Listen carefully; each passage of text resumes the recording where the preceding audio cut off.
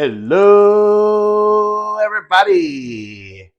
This is a VR, a 600 subscriber VR for Darren at Return to Collecting.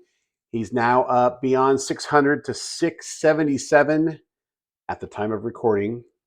Congratulations, Darren, on your success. I know we've had many interactions just in your, what I consider, brief time on YouTube.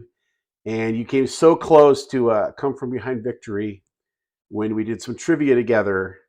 So mad props for that. You almost caught me. I was lucky to pull out a win there and grateful. But this is a really fun VR. It's a chance to shout out some channels with less than 200 subscribers. And before I forget, I would like to be in the Willie Mays, I think you're calling it the vintage prize pool. And I've done really great with my VRs so far this year. So I'm feeling that Willie is going to end up with a new home. You know, I didn't plan that out, but let's go with it. What else was I going to say? Oh, yeah, and a couple of favorite cards. So let's do the shout outs first. First site I want to shout out is Dcollection. And Dee's been making, and I'm actually forgetting Dee's actual name, but I really like his story, his Kareem Abdul-Jabbar getting his autograph at the National saga, and it was quite a story. And I've had in-person stories like that myself, where I got the autograph and I wasn't even sure it was worth it because of what I had to go through. But a D should be at way more than 130 subscribers. Really great channel. Vintage collector, very knowledgeable. Great at responding to comments and commenting on videos himself. So I would love to see him get a little more subscriber love. Ken Ziegler at Nothing Fancy Collectibles. I shouted him out fairly recently, but I still feel like he should be getting some more subs. Another great vintage collector. These are all vintage collectors. Really enjoyed this Red Man video. Most of what he had was with tabs, which I always thought were really cool, not just because they were complete, but the little color markings on the tabs I always felt added something to the card. And I love the artwork on Red Man. So that's number 2. Number 3, Pastor Craig's cards. By the way, just hit 100 subscribers. Congratulations, Pastor Craig. And did a turn the camera around, face reveal. Said he's an old man, but you know, there's a lot of us here on YouTube. So you're right at home. And again, he's a Braves guy from what I can tell. Has some cool Eddie Matthews items. Here's a Lou Burdett, who won the 12 perfect innings Harvey Haddock's game. So he should be kind of like a nemesis for me, shouldn't he?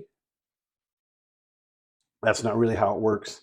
Actually, in my Harvey Haddock's Appreciation Month video, number 2, I think it was, I actually did a really fun breakdown Harvey Haddock's Lou Burdett and all that. And I got a lot of respect for Lou Burdett because he is known as the New York American League team killer. I don't want to say the word. We don't swear in this house.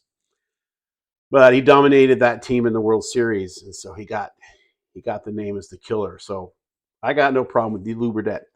I'm kind of rambling on here. I do want to show my favorite cards. I think, Darren, you called for 2 cards.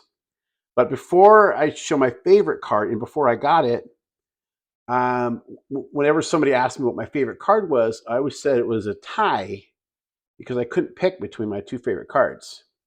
Well, now those cards are like my 2 second favorite cards tied for second. So I have 3 cards total. I'm sure you're able to follow along. My number 1 favorite card is this Rickey Henderson autograph rookie card. And when I first started watching baseball, really heavily in about 1987, Rickey Henderson immediately became my favorite player. And before super collecting was a thing, before that term even existed, I collected every unique Rickey Henderson card I could get my hands on. And that lasted through my teen years, into my early adulthood, into my marriage, into becoming a father. And then in about 2003, right as Rickey was wrapping up his playing career, I got laid off from my job. And I panicked and I sold all my Rickey cards that I had, I had like 600 unique cards. But now he's got thousands, because they print retired players like crazy and Parallelmania and all that. But I sold them all in a lot in one fell swoop on eBay, and I got something like $90 for this insane Rickey Henderson collection I spent a couple decades building. And I was upset that I felt like I had to do it. But I don't know what I expected to get, because it was just, I think it was even before Buy It Nows were a thing. I just put them up. I started it, whatever, and it ended like $90. And a couple years later, I was on a website called thebenchtrading.com. And by the way, I created the logo on the upper left corner that they still use. I created that. I won a contest, and I won like $50 for making that logo. Anyway, that's where I did most of my hobbying, was on thebenchtrading.com about 2005 or 6. And I told this story about how I had to sell my Rickeys, and I'm not going to try to rebuild the collection and all that. And someone sent me this card, unsigned. And at the time, I would have put it easily in my top 10 favorites. But because I got to meet Rickey, and I got it signed, and I got it slabbed, I think just between someone gifting me this card out of the goodness of their heart and getting to meet Rickey at the National and getting the autograph and the whole experience, this is my number one favorite card, with a heck of a long story. You're welcome, Darren. So which cards used to be tied at number one, which are now tied at number two? So 2A and 2B, if you're a long-time follower of the channel, you already know I affectionately refer to these two as the Robinson brothers. And the Jackie, I remember wanting from way early in my collecting days. I saw the 56 in a Beckett, and I remember thinking I could never get a card that old or that expensive. And so a few years ago, I think it was in 2020. Yeah, it was 2020. I just made it a point to save and be diligent and save enough to get this copy in a 1.5, and it presents very well. It's a beautiful copy. And then shortly thereafter, now that I finally got good at saving a little bit, I'd wanted this card for a long time too, because I'm a Brooks Robinson collector.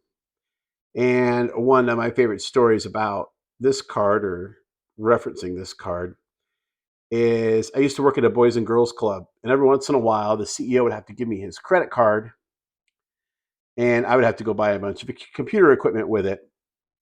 And every time I gave it back to him, he was a big baseball fan too. And I give it back to him, and I joke about how, ignore the charge for the 1957 Brooks Robinson rookie card. He'd laugh. But eventually, I did get it. Not long after I got the Jackie, I got the Brooks Robinson rookie.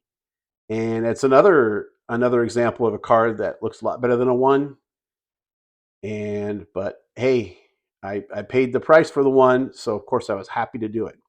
So Rickey, Jackie, Brooks, top 2-ish favorite cards. Darren, thanks for putting this VR together. And I know you're getting close to 700 subs, so maybe we'll have to do something about that. But until next time, remember, we don't count subscribers, we count friends.